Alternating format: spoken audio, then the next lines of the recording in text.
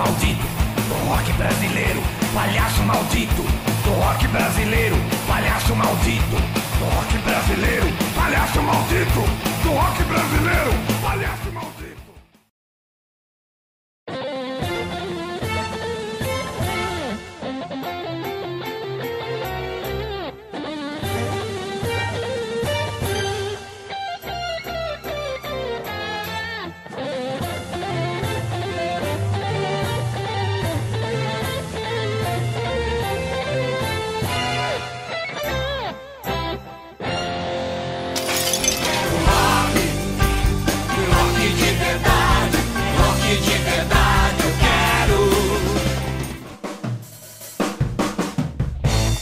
Serguei, não é? Serguei. Aí eu entrei fazendo o símbolo da paz, né? Depois disso eu encontrei Silvio Santos há muitos anos atrás, no restaurante brasileiro, na Rua 46, e veio o garçom. Serguei, o Silvio Santos, o garoto, não brinca, tô morrendo de frio, não trouxe a roupa adequada. Não, ele está na última mesa, por favor, eu não quero perder o emprego. Eu disse, não, tudo bem. Eu fui lá com o rapaz, o Silvio estava lá.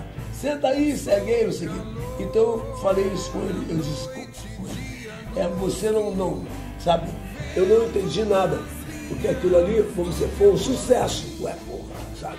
Foi um sucesso, um grande sucesso naquele programa.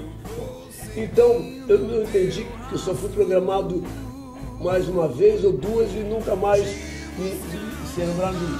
Não, nós gostamos muito de você, da sua performance e tudo mais, mas a censura incomoda muito por sua causa. Eu enfrentei tudo isso, cara. Eu nunca fui um menino bem comportado.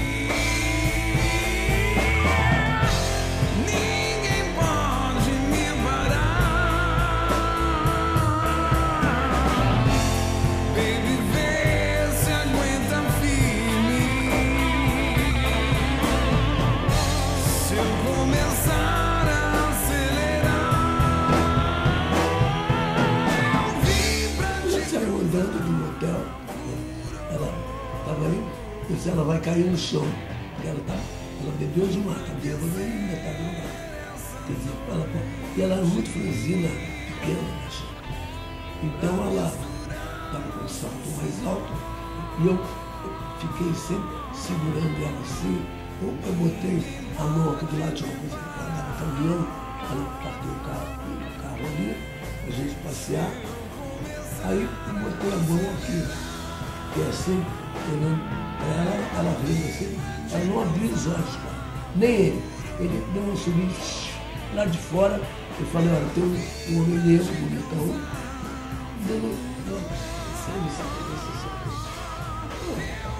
Jimi Hendrix. Jimi Hendrix, Aí ele chegou, falando sempre com ela, que eu não entendi, porque falou muito rápido. Aí ele ficou assim, fez assim do chão. E ela também, ficaram os dois assim, um olhando para a cara do outro. A foto tá aí. Seja qual for o sentido da vida. Nessa época a gente vivia no Brasil em plena ditadura. E era uma época difícil, porque tinha muita perseguição, né? Pelo visual, por exemplo. Muitas vezes eu fui parado na rua, eu trabalhava na Rua Augusta, numa loja de posters na Rua Augusta. Pô, e era fatal. Ou eu descia na Paulista de ônibus e descia a pé para trampar. Ou na ida eu era parado, ou na volta, quando fechava a loja, sempre tinha o carro do DOP, sempre tinha o pessoal do Exército patrulhando as ruas, né? Pô, e era normal ser parado, ser revistado e ainda tomar um tapa na orelha, né? Aqui no Brasil, os militares apertavam o cerco a tudo que poderia representar qualquer ameaça ao regime. Eram os anos de chumbo e os músicos e bandas do rock brasileiro sofriam perseguições. Os eventos e shows eram sempre vigiados e rodeados pela polícia. Qualquer aglomeração era motivo de prisões. Quando a gente começou a tocar, lógico que o visual era o mais radical possível, né? eu e meu irmão, logo a gente chegou a ter cabelo na cintura, né? Então, era um visual que assustava na época, como a maioria das bandas também, né? Mas o Maiden sempre foi um pouco mais radical, porque a gente sempre tentou ter um visual diferente, né? Como todo mundo praticamente tocava o mesmo repertório, tô falando numa fase de início de banda, quando todas as bandas começavam fazendo cover, né? Todas tinham o mesmo repertório praticamente. O que diferenciava uma banda da outra era o visual, era a atitude, era o comportamento de cena, né? E a gente conseguiu um certo destaque de início musicalmente por causa do repertório. A gente nunca tocou Beatles, por exemplo, todo mundo tocava. A gente quis fugir desse lugar comum, né? O Maiden não tocava Beatles, o Maiden se especializou no som do rival, que eram os Stones. A gente sempre foi para o lado mais rebelde do lance, visualmente e musicalmente, né? Muito diferente dos Mutantes, por exemplo, que o lance deles era muito apoiado no som do Mamas and the Papas, dos Beatles, do Peter, Paul e Mary, por exemplo, a vocalização, né? Beach Boys, né? Que eles tinham esse lance de muita harmonia vocal. O nosso som sempre foi o contrário, a gente sempre foi muito mais apoiado na batida, no beat, na batida do rock, sabe, na energia do lance. A gente sempre encarou o rock como ritmo muito mais tentando sempre levar para um lado de festa, né? O Maiden tocando, levar aquela alegria do rock para cima do palco, né? E tentar passar aquilo para o público. O que de fato eu tenho na minha memória foi o seguinte: em maio de 1974 nós saímos para aquilo que seria o início de uma turnê internacional nossa, que iria demorar 9 meses, que começaria no México, como realmente começou. Faríamos Estados Unidos na sequência, depois Europa, iniciando com a Copa do Mundo na Alemanha, e faríamos uma turnê de 9 meses que culminaria com uma apresentação no Japão, provavelmente em Hiroshima. Aí o que aconteceu foi o seguinte: quando nós chegamos no México, nós fomos nós fomos visitados, na verdade, por 2 empresários americanos que chegaram no México para tratar da nossa entrada nos Estados Unidos, porque nós íamos fazer lá naquela época o X-Stadium, no Madison Square Garden, uma coisa assim, e esses eram os homens responsáveis pela nossa ida aos Estados Unidos. Um deles, eu me lembro do nome até hoje, chamava-se David Rufino, um nome bem mafioso, bem típico dos empresários americanos. E o que eu guardo na minha memória foi assim: lá no Mar Isabel Sheraton, na cidade do México, David Rufino falou num momento da nossa reunião que, assim como quando os Beatles pisaram pela primeira vez na América, os americanos criaram os American Beatles, né? Eles iriam criar um grupo à nossa imagem e semelhança, né? Nós não levamos muito a sério, sabe, esse tipo de papo na época, mas daí, coincidência ou não, né? Quando nós voltamos em julho para a gravação do nosso segundo e último LP na época, iniciozinho de agosto nós ficamos conhecendo o Kiss, né? E essa é uma polêmica que se traz até hoje. O que eu sei, né, com um pouco mais de profundidade, é que eu acho que o Kiss, na verdade, sabe assim, foi fruto daquilo que a gente chama de inconsciente coletivo, né? Eu acho que o chamado glam rock, o glitter, né, enfim, a maquiagem que nós usamos, ela estava já iniciada por Alice Cooper, por David Bowie, enfim, tantos outros, né? E que estava mais ou menos acontecendo no mundo naquela época. E o Secos foi uma surpresa, porque na época nós fomos contratados em 73 a TV Record.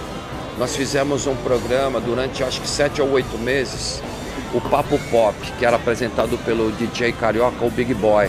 O Big Boy ficou famoso porque ele foi o primeiro cara a tocar Beatles no Brasil. Ele foi o primeiro DJ, disc jockey, a tocar uma música dos Beatles no Brasil. E ele pegou uma fama muito rápido, ficou muito conhecido. E ele era muito engraçado. Ele foi contratado na época da Globo. Depois a Record contratou ele para apresentar esse programa chamado Papo Pop, do qual o Made e o Joelho de Porco eram atrações fixas. Nós participamos de todos os programas. E nessa época os Secos e Molhados fez 3 vezes o programa com a gente. E nenhuma vez eles fizeram maquiado. E o Made usava maquiagem desde 69. A gente sempre usou maquiagem show, ou todo mundo, ou só eu, ou só o meu irmão, ou eu, meu irmão, o Cornelius até mais do que a gente sempre estava maquiado. E para surpresa nossa, o Secos e Molhados fez 3 programas com a gente dessa série do Papo Pop e não usaram maquiagem. E quando saiu o disco deles, pô, um estava usando uma maquiagem que parecia do Cornelius, outro estava usando uma maquiagem que parecia do meu irmão, o outro estava usando uma maquiagem que parecia a minha. Foi uma surpresa, né? Foi uma coisa assim meio estranha. E como eles estouraram, atingiram a massa, né? Foi o primeiro artista de rock a vender tanto quanto o Roberto Carlos ou até mais, né? Eles passaram de 1 milhão de cópias aquele primeiro disco deles. É lógico que quando um artista atinge a massa do jeito que eles atingiram, a gente até parou de usar maquiagem, apesar da gente ter sido precursor, ter lançado a maquiagem no Brasil, a gente parou porque começou a dar a impressão que a gente estava copiando os caras e foi justamente o contrário. Amor infinito. Secos e Molhados foi um sonho de 2 garotos na época, isso lá no início dos anos 70. Esses 2 garotos, um deles sou eu, o outro João Ricardo, vizinhos de mesma calçada, de mesma rua, aqui no chamado Bexiga, né? Aqui em São Paulo. A paixão pela música e pela poesia, pela literatura, foi o que nos aproximou. E esse sonho virou, sabe, realmente um mito, né? Nós conseguimos mudar na época tudo aquilo que a indústria fonográfica conhecia no Brasil como conceito de sucesso. Para se ter uma ideia, Roberto Carlos ganhava, que era o top como referência, ganhava disco de ouro com 50 mil cópias vendidas ano. Secos e Molhados vendeu 360 mil cópias em chamado período de lançamento, não mais do que 90 dias.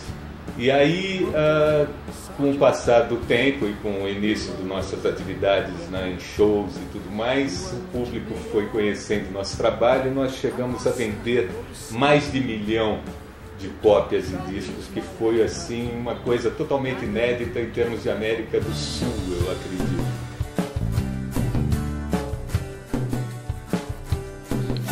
Eu acredito assim que esse sonho tão bonito, né, teve um final patético, né? Porque aquilo que tantos amigos, músicos, talentos, enfim, sabe, nesse nosso país buscam ansiosamente, sabe, para o reconhecimento de seus trabalhos, a gente conseguiu jogar, sabe, tudo isso pela janela, sabe, por uma questão de vaidade, ambição. E o único responsável, honestamente, ao meu ver, sabe, sobre esse fim, né, que tirou literalmente o pirulito da boca da criança, ou, fazendo um paralelo da criança com o nosso grande público, né, consumidor, foi João Ricardo, né, que insiste alucinadamente até os dias de hoje reviver Secos e Molhados, né, confundindo a máxima literária que diz que não importa a intenção do autor, o que importa é a obra. João, eu atesto, sem medo de erro, que confundiu a tal ponto que julga, em verdade, ele se julga a própria obra. E isso me entristece muito. O sonho da paz e do amor. Oh, oh, oh, oh, oh.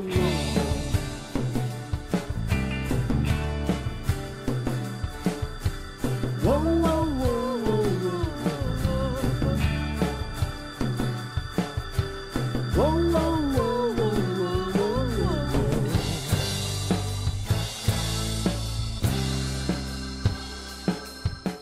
De Salvador, na Bahia, surge aquele que começou a cantar letras para as pessoas realmente prestarem atenção e não apenas curtirem.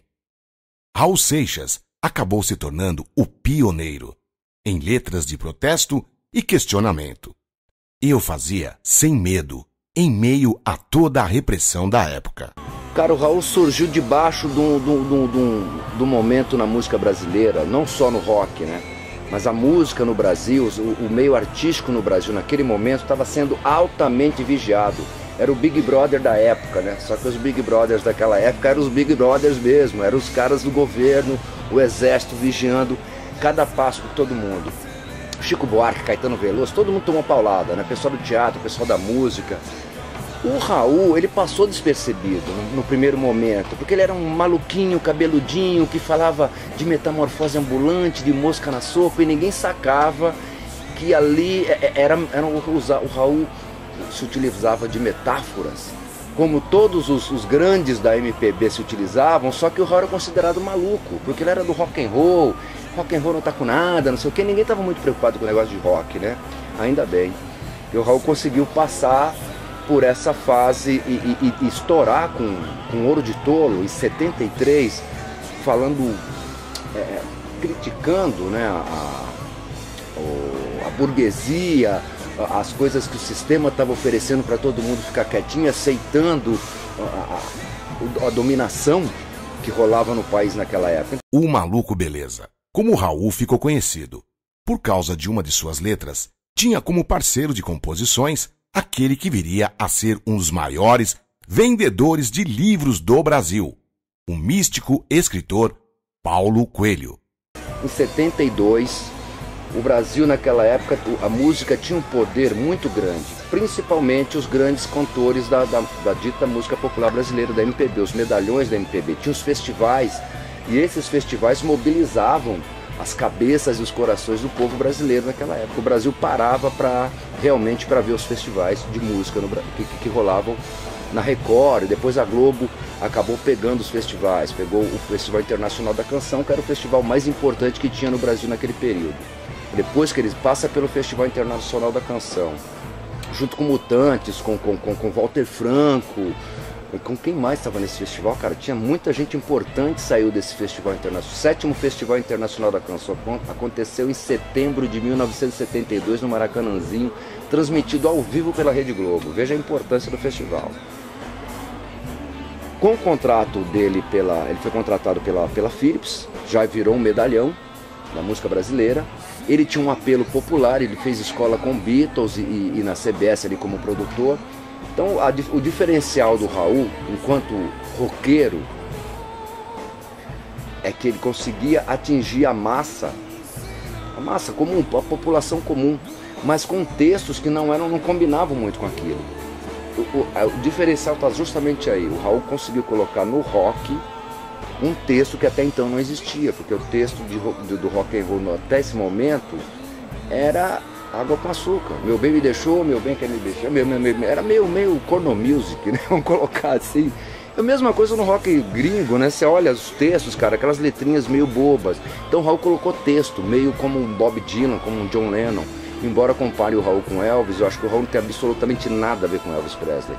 O Raul é muito mais Bob Dylan, muito mais John Lennon, por conta do idealismo, da preocupação com o texto, de passar alguma mensagem para a galera.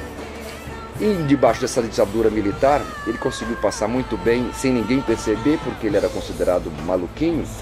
Ele encontrou um cara chamado Paulo Coelho, que até então era só um maluco que fazia fanzines e não sei o que no Rio de Janeiro, e montaram a famosa Sociedade Alternativa. O Raul Seixas foi um cara que abriu uma praia imensa. Eu acho que ele conseguiu popularizar mais essa questão do rock, botar ele nas massas maiores. Ele criou uma amplitude maior, ele conseguiu fazer com que o negócio ficasse mais simples para as pessoas entenderem, porque o rockabilly dele era um rockzinho bem cachorro, na boa, era bem tocado porque tinham bons músicos tocando, mas era bem primário, né? Quando digo cachorro, com esse sentido de bem primário, né? Agora o papo dele era seríssimo. E de uma certa forma as pessoas naquela época não entendiam muito o que ele dizia, achavam ele um maluco. A molecada dos 90 é que começou a sacar pra caramba o que ele tinha feito. E essa é o que eu sinto, assim. O Made é de uma terceira geração do rock, o Made, Mutantes, né? Por coincidência também uma banda da Pompeia. E todas aquelas bandas que vieram, Terço, depois Som Nosso de Cada Dia. A primeira apresentação do Terço, a primeira vez que a gente subiu no palco foi defendendo uma música do Renato Correia, do Guarabira, no festival em Juiz de Fora. E daí a gente ganhou esse festival. Aí o Terço, a partir daí, assinou contrato com a Polygram. Gravamos o primeiro LP produzido pelo Paulinho Tapajós. E a gente virou meio que pé quente de festival, né? Aí fizemos o Festival Internacional da Canção, Festival de Cataguases. Viramos fregueses de festivais, né? O Terço passeava pela MPB, pelo rock e trabalhava muitos vocais e tal. Era um grupo que tinha essa mistura, né? Só na década de 70 que a gente começou a mexer com rock progressivo, e era a época em que estava o cenário mundial, rolava muita coisa do Yes, Pink Floyd, Genesis e tal. E no Brasil a gente tinha algumas vertentes, né? Algumas bandas brasileiras da década de 70 que também trabalhavam em cima do rock progressivo. Casa das Máquinas, Som Nosso de Cada Dia, enfim, tinham algumas bandas que... o próprio Mutantes, né? Fazia muita coisa de progressivo. O Serginho era super fã do Yes, e quando a Rita Lee saiu, eles fizeram um trabalho bem voltado para esse tema aí. Os Mutantes, nesta época, já haviam perdido Rita Lee, e Serginho Dias liderava a lendária banda, que passou a fazer experimentalismos sonoros e entrou de cara no rock progressivo. A partir dos anos 70 eu comecei a ter uma visão muito interessante das coisas. Eu, moleque, chegando de outras praias, comecei a enxergar em São Paulo um cenário muito incrível, que era essa primeira efervescência do rock que eu tinha assim na minha cabeça como rock, não Jovem Guarda, que era o que tinha vindo até então. E nessa época eu conheci o Manito, conheci o Pedrinho batera, e aí foi super interessante porque dessa experiência que eu tive com eles e das canções que eu vinha trazendo e tal, a gente acabou montando uma coisa que nem a gente mesmo sabia denominar, né?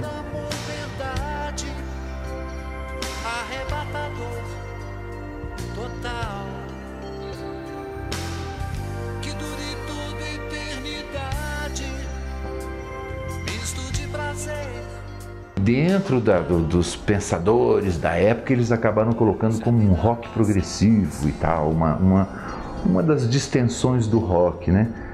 E ao mesmo tempo, os maninhos, a gente fazia uma coisa pensando no geral, né? Pensando, em samba, pensando em maracatu, pensando em tudo isso, trazendo todas essas influências para o negócio, somando tudo isso, né? Ao mesmo tempo, no nosso cenário na época tinham bandas bem puristas de rock, uma das quais assim que eu acho mó barata até hoje mesmo, cara, porque são caras que continuam, sabe, insistindo e mantendo sempre a chama acesa, que é o Made. O Made in Brasil era uma das bandas na época que, cara, eu achava mó barato mesmo, assim. E tinham outras, de rock progressivo na Praia da Gente, tinha uma rapaziada já começando também, que era o Lazzarini.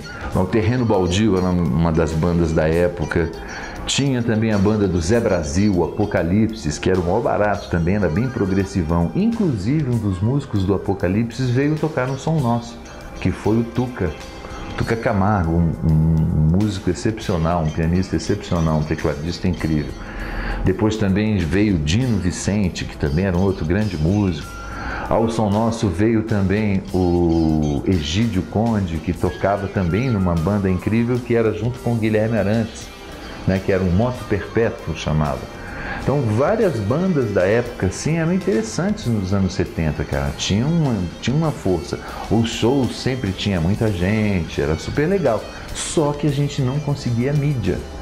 A gente não conseguia entrar. Então, era o que a gente, na época, chamava de movimento underground, né? Era assim o termo que se usava, era o underground, né? Porque não tinha, a gente era um boca a boca. Você falava com um, falava com o outro. Tinha aquela coisa da ditadura, né? A gente estava vivendo um momento de repressão muito grande, os espaços eram mínimos, pouca gente tinha, sabe, conseguia ter força para conseguir um teatro em algum lugar. Para você conseguir as liberações de censura e tudo, para montar um show de teatro com uma banda, era uma dificuldade imensa, entendeu? Então você sempre dependia de um filho de algum general ou alguém que era próximo de algum outro e tal, e que eu acho que é o tal do jeitinho, né? O jeitinho começou aí, primeiro nessa questão do poder, aí depois começou a graninha, né? Peraí, puxa, você leva uma graninha aqui e tal. Então era uma dificuldade muito grande para as bandas, né? Voltando a falar da ditadura, é lógico que, o Made foi uma banda, como alguns artistas também de rock, apesar que tinha uma corrente de MPB que falava que roqueiro era alienado, que só eles que foram prejudicados, só eles que foram perseguidos. Não tem nada disso. O Made, eu tive letra censurada, eu tive disco censurado, e tive show censurado, e tive turnê censurada. Quando a gente foi lá gravar o primeiro disco, o Banana, em 74, teve 3, 4 músicas que foram proibidas. O Jack, a mesma coisa, 3, 4. Eu fui chamado, porque eu era o compositor das músicas, o letrista, eu fui chamado 2 vezes na censura no Rio de Janeiro, não era nem São Paulo. E eles não queriam nem saber, você tinha que estar tal dia, tal horário lá, e se você não fosse, com certeza o DOPS ia te buscar na sua casa e já ia te levar em cana de uma vez. Fui muito perseguido pela ditadura militar. Às vezes você conseguia fazer, como a gente fazia muito, Teatro Bandeirantes, por exemplo, ali na Brigadeiro, que era um dos focos de rock. Acho que todas as bandas tocaram no Teatro Brigadeiro, de um jeito ou de outro, algum dia ou outro, todo mundo conseguiu montar seu show e fazer lá, porque era um espaço democrático, de uma certa forma. O cara lá, ele permitia isso, entendeu? Ele conseguia armar com que a gente fizesse, alugava para a rapaziada e confiava na rapaziada, confiava naquele monte de moleque cabeludo lá e tal, né? Então rolava, por exemplo, no Teatro Brigadeiro, às vezes você conseguia fazer um final de semana, sexta, sábado e domingo, lotava, velho. Mas lotava mesmo, sem nenhuma televisão, só com alguns cartazes lambe-lambe, que na época se conseguia botar uns cartazes em alguns tapumes e tal. Você lotava, né? Chegava no final, você pagava som, pagava luz, Naquela época as bandas não tinham ainda uma estrutura, né? De ter PA, ter essas coisas todas, era uma coisa difícil. Então já estavam iniciando os trabalhos, alguma rapaziada já começando a ter o equipamento, a rapaziada tinha um dinheirinho, comprava equipamento, começava a alugar, e aí as bandas conseguiam fazer os shows, entendeu? Mas só que chegava no final do show, você pagava todo mundo, quando você viu o dinheiro que sobrava era para comer uma pizza, porque os ingressos eram baratos, porque senão você não conseguia botar a molecada, entendeu? A gente trabalhava dentro de um nível bem baixo com relação a preços e tal. Algumas bandas mais famosas, tipo Mutantes, por exemplo. Mutantes já era um ícone, né? Porque Mutantes, de uma certa forma, conseguiram ter o apoio de mídia. Tinha aquela coisa toda da história do tropicalismo e tal, então, dos festivais. Então isso já trazia eles para um outro patamar, né? Agora, as outras bandas eram bem underground nos anos 70. Não tinha essa coisa, não tinha esse apoio que de uma certa forma aconteceu nos anos 80, o Som Nosso. O Som Nosso conseguiu fazer uma grande jogada que foi abrir o show do Alice Cooper. Monterey, Sgt. Peppers e o longo verão do amor. No ano de 68, a nossa revolução, o tropicalismo alerta, bradando que não ao não.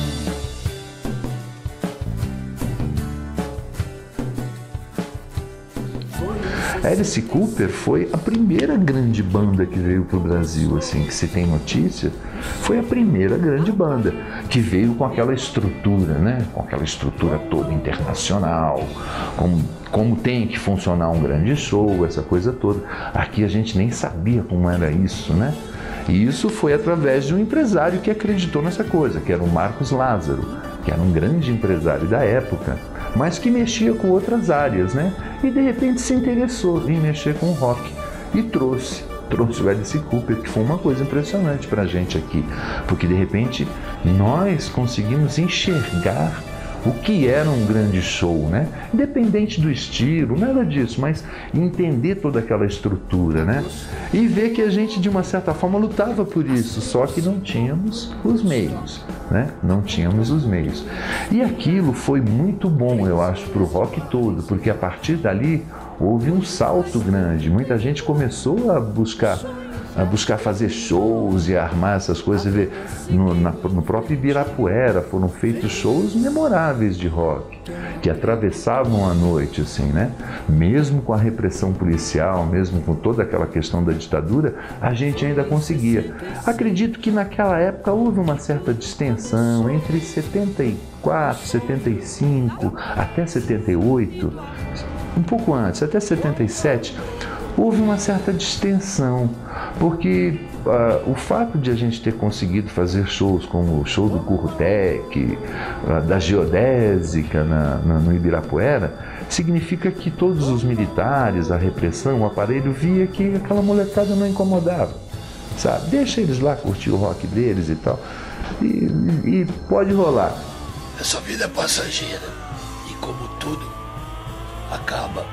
Os Incríveis chegou uma hora que o pessoal falou, vamos parar, e me pegaram de surpresa, e a gente querendo renovar, e foi aí que eu falei, vamos fazer uma banda. A gente ouvia muito Yes, Pink Floyd, Deep Purple, Grand Funk, Black Sabbath, e foi aí que eu falei, vou entrar nessa, e fiz o Casa das Máquinas.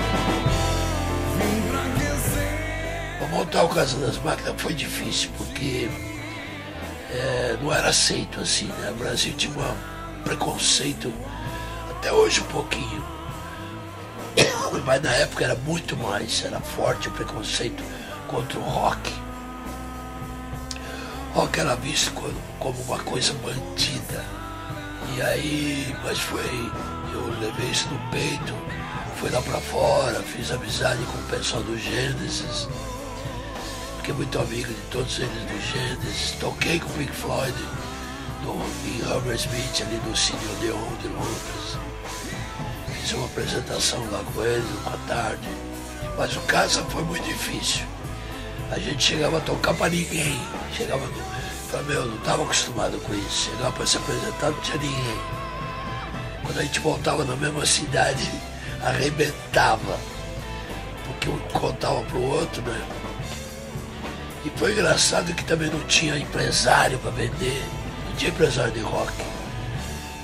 As rádios não tocavam a nossa música. Era difícil. Você vê, uma outra rapaziada que é muito importante para o rock, para o cenário do rock brasileiro e que influenciou muita gente e que de uma certa forma tem assim um trabalho excepcional até hoje, é Sá Rodrigues e Guarabira. Cara, Sá e Guarabira sempre foram roqueiros. Zé Rodrigues sempre foi um cara roqueiro, um bluseiro rock.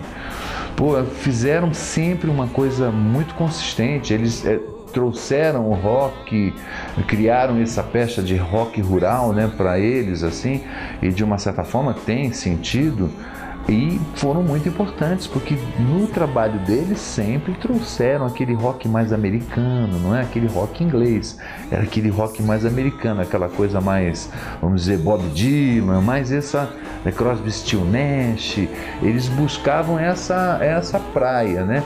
Você vê, o Tavito é um cara muito importante nisso, porque também era um roqueiro da época, era um cara de Minas que estava no Rio, mas um roqueirão também, caminhava nessa praia, né?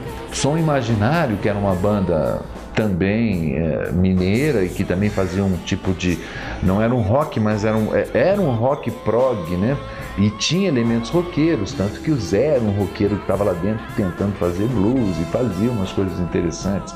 Então é um núcleo também que é muito importante para o rock dos anos 70. Os anos 70 trouxe uma banda fantástica, né? Que fez a maior fusão do rock genuíno, rock brasileiro, com swing de samba, chorinho, MPB e música riquíssima, que eram os Novos Baianos. Uma bandaça que veio enriquecer a nossa música, não esquecendo do rock, fazendo a questão de inserir o rock.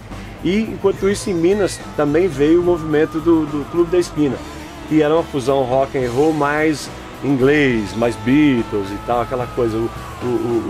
Os Novos Baianos não, os Novos Baianos era rock sem rótulo algum, entendeu? E o Clube da Esquina já era mais sofisticadão, mais progressivo, então surgiram Wagner Tiso, Milton Nascimento, Lô Borges, a família Borges inteira, né? Beto Guedes, enfim, uma gama de músicos excelentes. Tiveram as bandas instrumentais também, né? A Cor do Som, São Paulo e Companhia do César Camargo Mariano. Bandaças instrumentais virados nos anos 70, Pepeu Gomes lançando o disco Geração de Som, já se desligando Novos Baianos, fazendo grandes discos. Teve também Ave de Veludo, Bacamarte, Ave Sangria, Bicho da Seda, Peso, Vímana, Módulo 1000, Sagrado Coração da Terra, Terreno Baldio, Som Imaginário, Lírio de Vidros, Folhas, Veluda, Barca do Sol. Nos anos 70 teve muitas bandas, banda de pau e corda, Bendengó, são bandas obscuras. No Rio de Janeiro tinha Bolha, além do Peso tinha Bolha. Aqui em São Paulo teve Joelho de Porco. Teve o Arnaldo com suas bandas solos, começando com Patrulha, depois fazendo outros trabalhos que foram fantásticos. Cornélios, que veio do Made in Brasil e montou o Santa Fé, lançou um grande disco também, depois sumiu. Então foram essas bandas fantásticas dos anos 70. Eu sempre andava com a máquina a tiracolo e sempre adorei fotografar show. Então, esse é o modo recordando, 77, acho. Aqui o Carlinho em junho de 77. Luiz Carlinho em junho de 77. Super guitarrista. Setembro de 77, o Júnior, Orlando. Celso Vecchione, abril de 77. Osvaldo, maio de 77. Outra do Osvaldo de 76. Esse é o Beto Martins, do Ponte Aérea. Aqui o Celso, Dudu e Percy. O Franklin, que era do Tutti Frutti, né? Essa daqui foi num aniversário do Made in Brasil, acho que de 30 anos, alguma coisa assim. Cornélios com os dois, com os irmãos. Que é o Carline. Simbas, posso pôr? Pode. Simbas, 79. Guilherme Arantes, 79. Aqui a Cor do Som em 80. Olá, estamos no bairro da Pompeia, em São Paulo. O bairro da Pompeia é o berço do rock brasileiro. Aqui nasceram as bandas Os Mutantes, Italita de Frutti, Made in Brasil, um pouco da Patrulha do Espaço e muitas outras. Essa casa aqui que eu vou mostrar para vocês é a casa onde os Mutantes começaram, onde eles moraram nos anos 60 e nos anos 70. Aqui moravam os irmãos Sérgio e Arnaldo, e o irmão mais velho, Cláudio César, que era quem construía os equipamentos dos Mutantes, as guitarras, enfim. E toda aquela maluquice que tornou os Mutantes a banda experimental assim, mais famosa do Brasil. Os Mutantes. Venâncio Aires, Pompeia.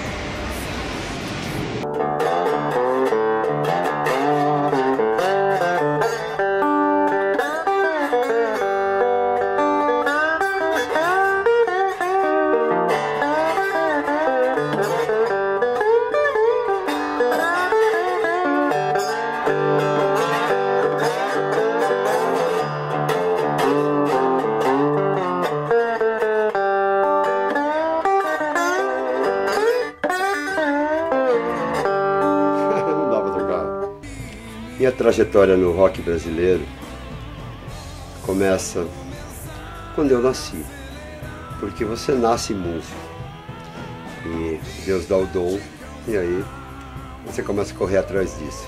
Uns mais cedo, outros mais tarde. Eu mais ou menos aos 10, 11 anos que eu comecei a ter um violão e tal, mas já nessa época, um pouco antes, eu já convivia com os Mutantes, que eram os meus vizinhos aqui na Pompeia. Nós estamos na Pompeia, o berço do rock brasileiro, um bairro daqui de São Paulo. Então isso era nos anos 60, eu já convivia com os Mutantes.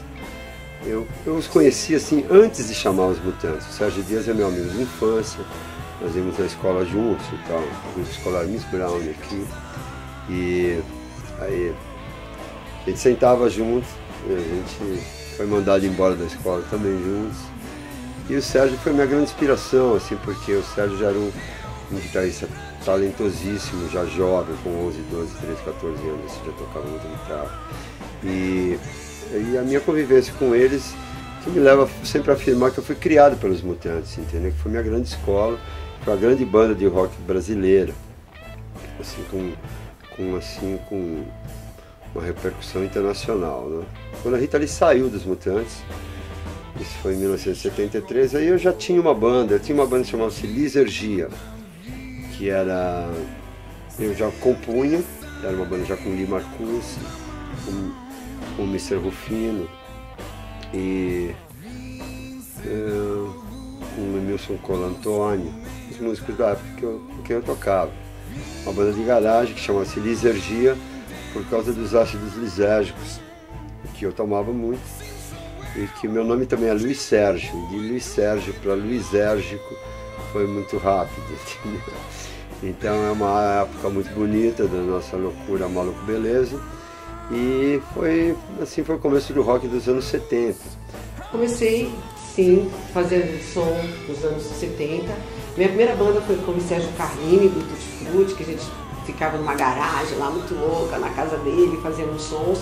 Na bateria o Serginho Della Mônica, o Lee Marcucci. Aí depois é que eles foram tocar com a Rita Lee. Quando a Rita Lee saiu dos Mutantes, nós já éramos amigos, a gente já tinha uma banda pronta, então nós nos juntamos com ela, a gente era meia bola da vez ali. E foi aí que nasceu o Rita Lee Tutti Frutti. Mulher no rock naquela época tinha algumas meidades e tal, mas não eram cantoras de verdade. Era mais aquela coisa do glam, vamos, né, mostrar peito e bunda e ficar legal e bababá.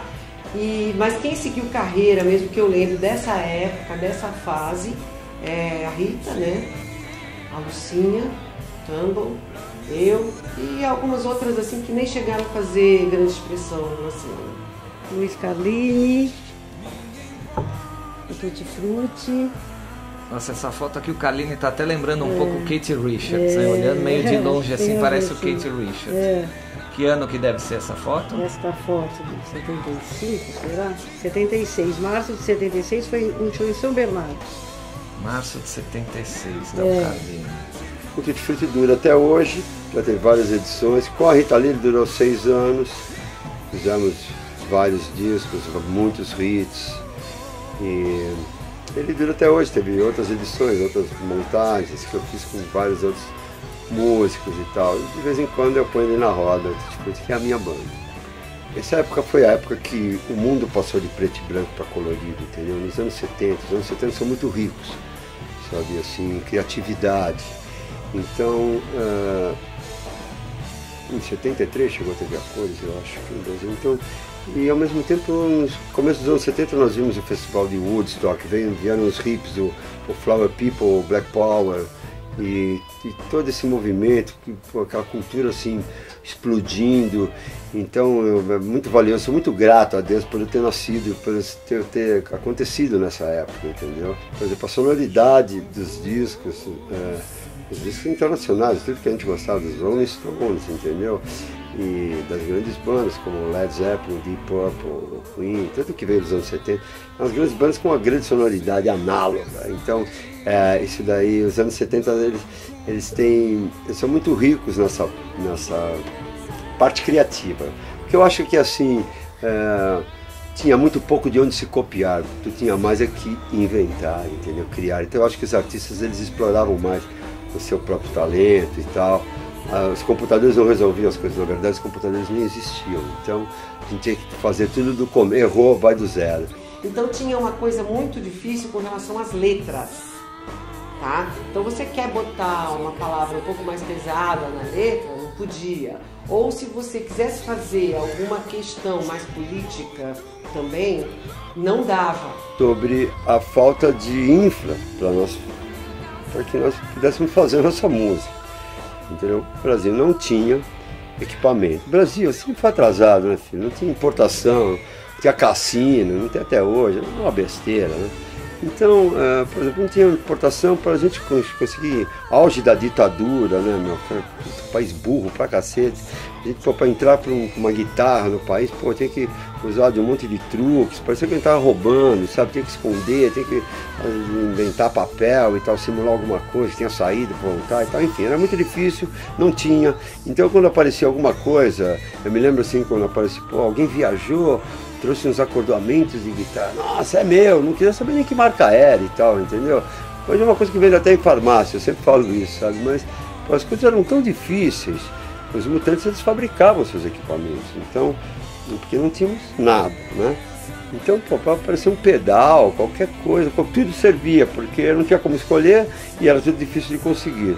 E era tudo muito caro, entendeu? Meio que inatingível, sabe? As coisas eram difíceis. Quando eu vinha alguma banda assim, do exterior tocar no Brasil, geralmente a tentativa da gente era de comprar os equipamentos, comprar uma guitarra, um amplificador, deixa alguma coisa, comprava até iluminação, essas coisas.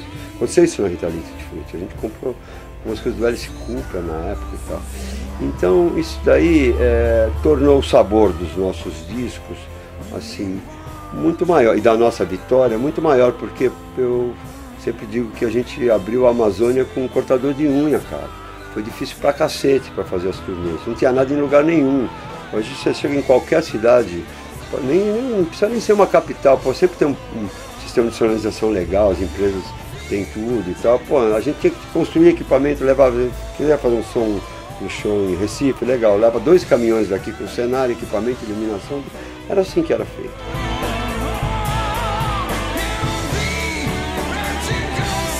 A Rita ia para os Estados Unidos e eu pedi a ela, eu tinha visto um cara tocando com uma Gibson assim no Brasil, né? E eu pedi a ela que comprasse uma pra mim. Falei, pô, Rita, compra uma guitarra dessa pra mim e tal. Falei, tá legal, e o dinheiro e tal? Falei, não, o dinheiro eu vou arrumar e eu mando o dinheiro pra você para os Estados Unidos. Em 1974, as coisas eram difíceis pra caralho, né? Eu peguei, na verdade, uma guitarra naquela época custava $400, era barato, assim. E eu peguei, aí a Rita viajou, falei, tá, o modelo é esse e tal. Tem na tal loja, Manus e tal, você procura isso pra mim e tal, preciso da guitarra. Eu peguei, arrumei o dinheiro, meu avô me deu o dinheiro. E eu peguei, fui num banco, tipo um Citibank, algum banco assim da época, e mandei pra ela o dinheiro, né? E aí eu avisei ela, eu acho que eu telefonei pra ela nos Estados Unidos e falei, olha, o dinheiro tá no banco tal, em tal lugar, tal endereço e tal, você retira, tá em seu nome, retira e compra a guitarra. Passou um mês, a Rita Lee chegou, eu fui no aeroporto esperá-la, lógico, o aeroporto era o aeroporto de Viracopos, então eu fui esperá-la e tal. O aeroporto na época era assim, ó, tinha um vidro, você viu o avião chegar, as pessoas descendo a pé, passando aqui na alfândega e saindo. Então, pô, imagina eu, pô, todo ansioso pra caralho, puta moleque roqueiro, cabelo até a cintura, esperando a guitarra, já uma semana sem dormir, esperando a guitarra. Pô, quando ela apareceu na porta do avião, eu olhei, ela não tinha nada na mão. Bom, lógico, ela deve ter despachado minha guitarra, claro. Assim. Ela saiu e tal, ficou lá nas bagagens e tal, não sei o que, eu não vendo nada, até que ela saiu, eu falei, e a guitarra? Você não comprou a guitarra? Ela falou, você não mandou o dinheiro, eu não tinha dinheiro, eu não comprei. Eu falei, mas eu mandei o dinheiro, mas eu fui lá todo dia e eles não tinham o dinheiro, eu não consegui, não comprei. Pô, rapaz, eu fiquei completamente arrasado. E no outro dia nós tínhamos que ir pro Rio de Janeiro, a gente ia gravar um disco lá. Pô, aí eu já estava sem dormir uma semana, fiquei enlouquecido, falei, porra, não comprei a guitarra e perdi o dinheiro, né? Pô, tal. Eu tinha um ticket, uma comprovante que eu tinha mandado, eu mandei realmente o dinheiro. Aí, pô, nós fomos pro Rio no outro dia, eu arrasado, eu tinha na época uma Stratocaster, eu tinha cortado um pedaço, Strato que era a guitarra Fender, né? Que tem uma ali até, não preciso mostrar. Mas assim, eu tinha cortado o bico da Stratocaster para ficar mais menor. Eu sempre gostei disso daqui, né? Que é confortável. Assim. Eu cortei um pedaço de minha Stratocaster. Os guitarristas queriam me matar por causa disso, mas eu fiz isso. Ficou bom até aqui. Então eu fui pro Rio de Janeiro, pô, fudeu, né? Eu perdi a guitarra. Mas aí quando chegou a noite, nós estamos naquele hotel Santa Teresa, a gente morava lá na época, né? Aí eu saí com o baterista e falei, pô, meu, vamos dar uma volta, vamos passear, vamos lá pra Ipanema à noite, era um sábado à noite, né? Eu peguei, tá legal, vamos tomar um ônibus lá e tal, chegamos em Ipanema, descemos na praia, fomos andando assim. Naquela época, acho que na esquina da rua Montenegro, sei lá, uma daquelas ruas badaladas ali de Ipanema, aquelas ruas assim com 4 bares numa esquina, um em cada esquina, 1 milhão de pessoas numa esquina, todo mundo com um copo na mão, um cigarro, nós conversando em pé, aquele calor do caralho, sábado à noite, gente demais e tal. Vamos lá, né? Aí eu tô andando na rua, assim que eu desci do ônibus, na praia, indo em sentido a essa esquina que tava aquele muvuca, né? Aquele povão todo. Eu tô indo, meu amigo atrás de mim, o baterista era o Mr. Colantone, ele tava nesse...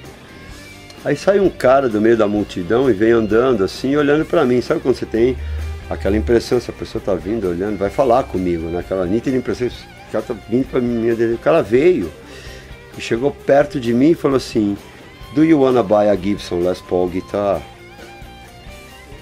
Perguntou se queria comprar uma Gibson Les Paul em inglês. Ele nunca me viu, nunca me conhecia, não sabia se eu ia entender aquilo e tal.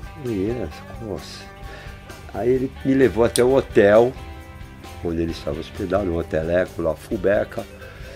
O cara era austríaco, ele passou em Londres, comprou a guitarra e veio para o Rio de Janeiro. Ele era um compositor, tinha um violão Ramírez também, e essa guitarra. E o dinheiro dele estava acabando lá e ele precisava vender a guitarra, que na segunda-feira ele ia para a Argentina. Falou, na segunda-feira à tarde eu vou para a Argentina e eu preciso vender a guitarra. Mas o cara saiu do meio da multidão e falou comigo, eu não conheço. Quando eu olhei a guitarra, era essa guitarra. Falei, tá, na segunda-feira de manhã eu venho aqui pagar para comprar a guitarra. Bom, aí eu fiquei mais louco ainda, sem dormir, e porra, o que eu vou fazer, né, cara? Isso era sábado, fiquei sábado, domingo, o dia inteiro maquinando. Quando foi segunda-feira, 7 horas da manhã, fui para o centro do Rio de Janeiro, onde era numa agência do tal banco que eu enviei o dinheiro para Rita Lee, né?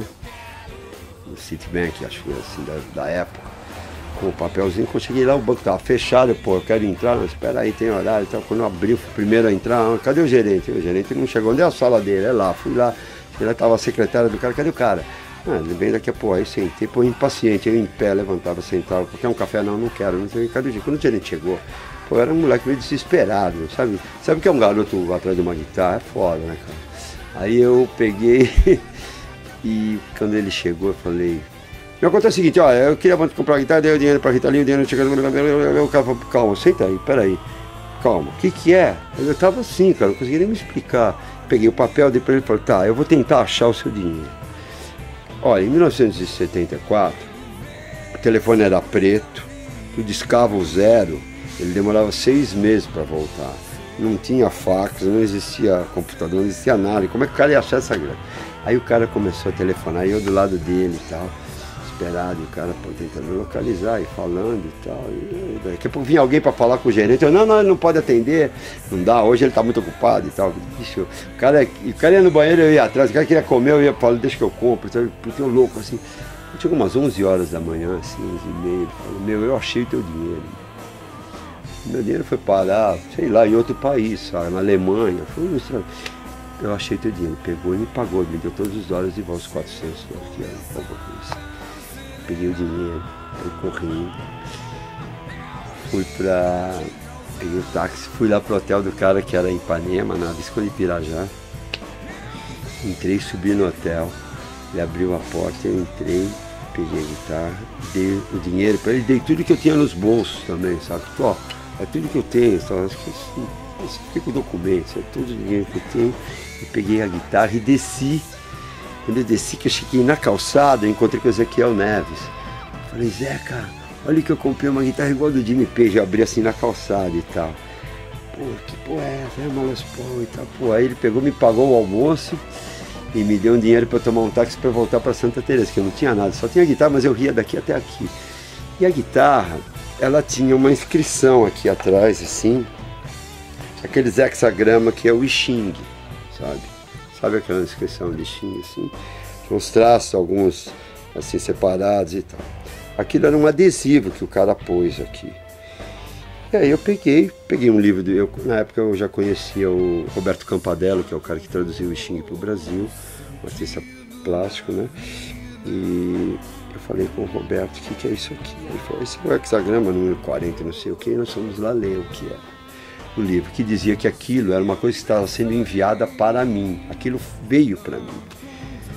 E aí é o seguinte, eu parei para pensar, depois eu acabei tirando aquilo daqui, o adesivo, mas assim, isso veio para mim mesmo, porque eu perdi o dinheiro. Um cara me encontra à noite no meio de 1 milhão de pessoas, me faz uma pergunta em inglês, nunca me viu na vida. Eu achei o dinheiro e comprei a guitarra, porra, ela estava endereçada mesmo, foi enviada para mim, entendeu? Foi essa guitarra que logo depois eu gravei Ovelha Negra, que foi sucesso, e todas as coisas que eu vinha fazer, eu fiz muita coisa com ela, e ela mora aqui até hoje. Essa é a história da Les Paul Gold Top.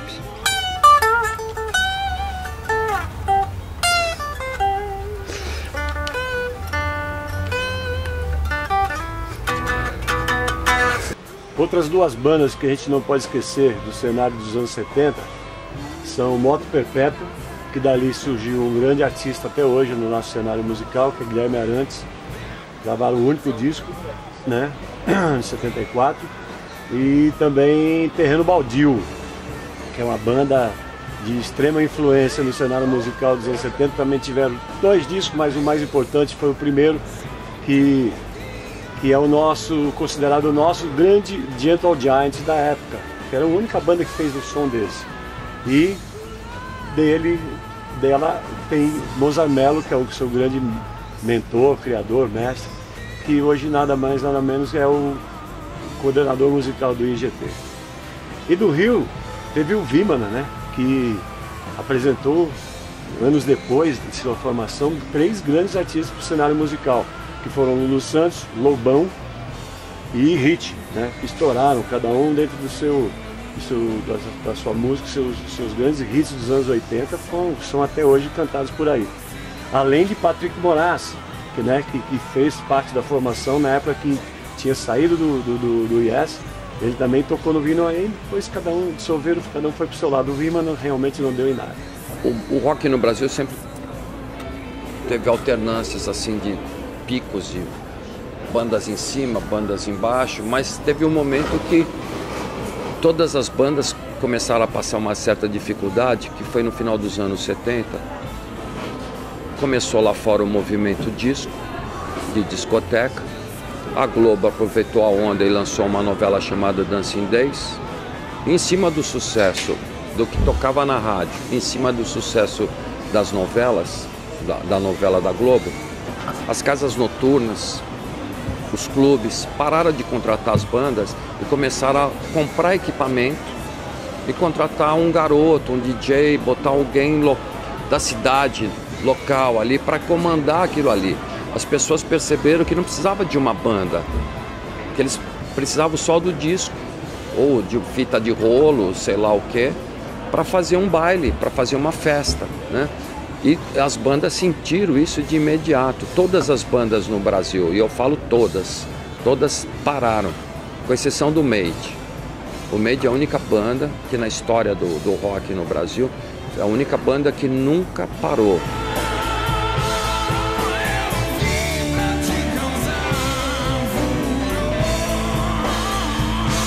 Eu tive sorte de fazer uma música que de repente deu certo, que foi Minha Vida é Rock and Roll.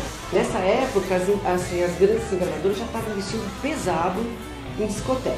Por quê? Porque lá fora estava o maior boom, né? Não sei se vocês lembram do filme Grease, os tempos da brilhantina. Foi o começo, né, dessa onda da disco. E aqui, assim, no Brasil, uma disco meio brega na boca, né? Tinha umas também brega, eu achava muito brega, mas eu queria estar dentro do sistema. Então foi o jeito que eu achei. Aí o Tony fez essa música pra mim, e o que realmente estourou assim, na época foi a parte da discoteca. Ou seja, estourou porque a gravadora, né, meu filho, ajudou, deu aquele jabazinho básico, tá? Mas a minha parte rock and roll, que era o lado B do meu disco, era um rock and roll pesadão, sabe? I don't like inglês, sabe? Umas coisas assim que já eram protesto contra essa coisa da americanidade, por que não rock nacional, vamos fazer rock no Brasil, com a nossa cara, com letras em português, né? Apocalipse tem uma história. Apocalipse vai comer. Em 1974 ele foi fundado, então no ano que vem vai ser 40 anos de fundação do Apocalipse. Tá certo que esse tempo todo ele teve um grande ato entre 79, que foi o último show da gente, lá em Londres, né? A primeira fase setentista do Apocalipse foi de 74 a 79, foram 5 anos, que eu considero já um tempo legal para uma banda.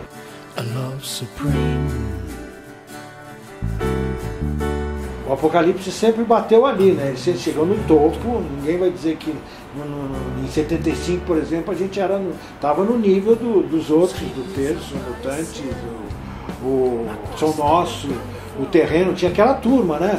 No Rio tinha o Veludo, o Vímana, né? Mas você vê, é aquela coisa, bateu no teto ali e depois praticamente foi quase todo mundo pro brejo. Quem ficou virou pop, que foi a época do pop rock dos anos 80. A gente estava comentando também que tinha muita banda de qualidade e tal, mas foi uma época que o rock se popularizou, ficou pop.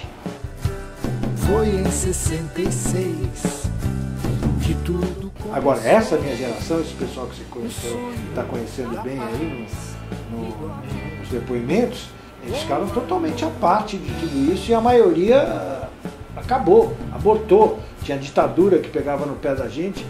E apesar de tudo dessa repressão toda, a gente conseguiu fazer eventos incríveis, como o Festival de Iacanga, né?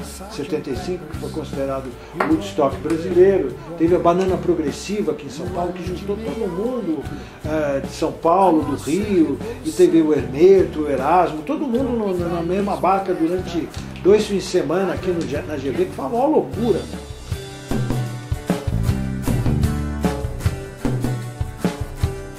Foi em 66 que tudo começou.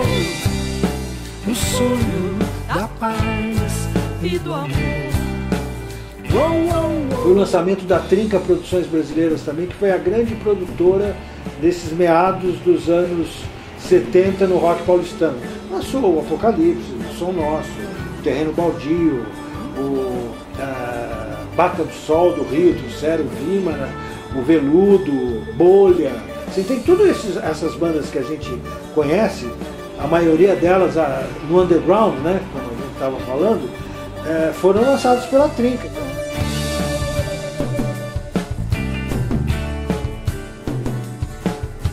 Agosto de 69, as tribos se encontram em Woodstock. A contracultura inspira 3 dias e bares e rock. Hoje faz tanto tempo, o sonho já terminou, a vida seguiu. O rock brasileiro, o que é? Rock brasileiro, para mim, é o que foi feito no Brasil. em português. Tem muita gente que faz em inglês com visão de uma perspectiva de fazer um som internacional, que eu acho que o rock, para ser feito, para ser lançado no mundo, a linguagem, obviamente, deve ser o inglês, que é a língua internacional, a língua mundial hoje em dia, mas eu acho que o rock brasileiro, a sonoridade do rock brasileiro tem a ver com o ritmo e com a música do português brasileiro. Então, essa coisa do português brasileiro acrescentou essas duas coisas, acrescentou a música, a sonoridade e o ritmo do português, que é completamente diferente do inglês, né? Tanto o inglês americano quanto o inglês, da Inglaterra mesmo, que não é sincopado, que é uma coisa, né, dura, né, aquela coisa germânica, né, quase, né, uma língua germânica. E o brasileiro não, o brasileiro tem toda essa malemolência, né, essa coisa assim do brasileiro misturado com a África, né, e com os portugueses, né, com os europeus latinos. Então o nosso rock é um rock interessantíssimo, inclusive internacional. Eu acredito até que o rock em português um dia vai explodir no mundo, porque é uma linguagem diferente. Eu quero rock de verdade, eu quero. Esse movimento 70 de novo, eu junto o pessoal que não se via há 30, 40 anos. Você vê que bonitinho? Vamos tocar cabelos dourados.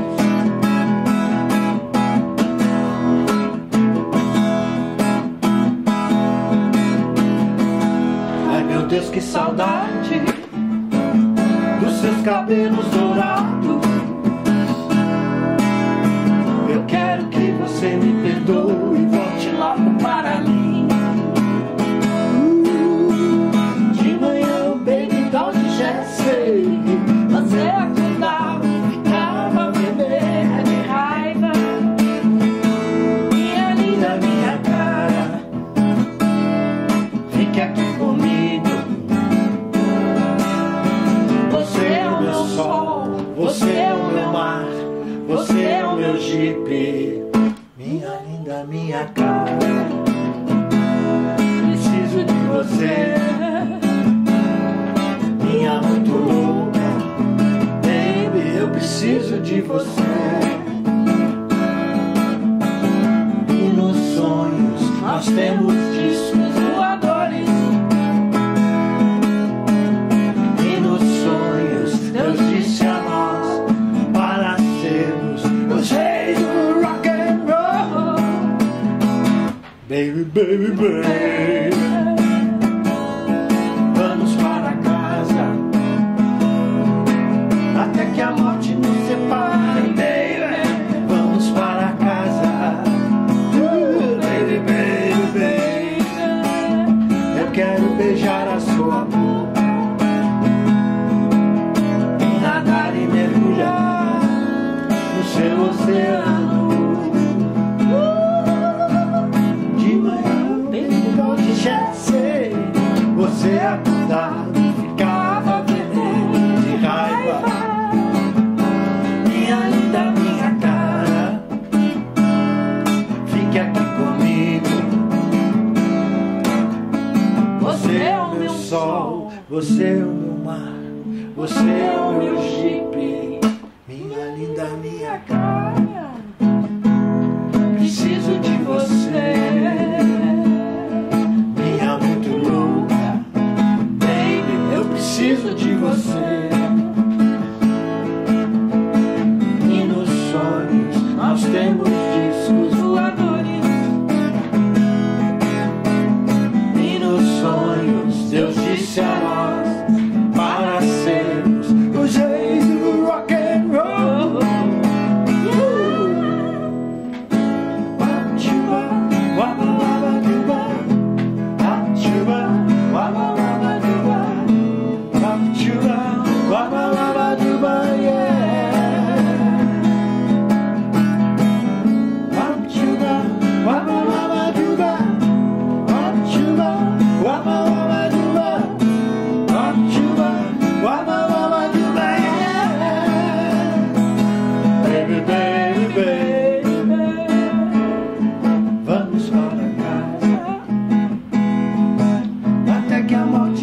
baby, vamos para casa. Baby, baby, eu quero beijar a sua boca. Vem nadar e mergulhar no seu oceano. Vem nadar e mergulhar no seu oceano. Yeah! Vem nadar e mergulhar no seu oceano.